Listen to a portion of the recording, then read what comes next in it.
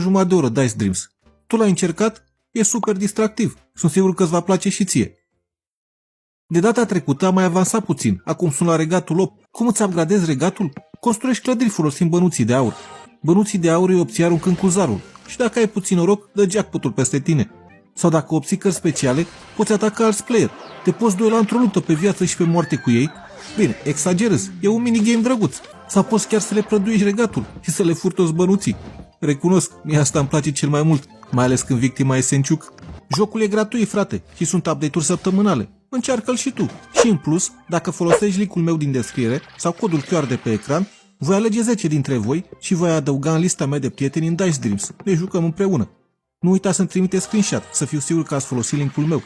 Și în plus, dacă în următoarele 5 zile ajungem la 2000 de instalări de pe link-ul meu, facem un super giveaway, frate. Exclusiv pentru cei care îmi trimit în comentarii sau pe mail screenshot că au folosit link-ul meu pentru instalare. Avem o tabletă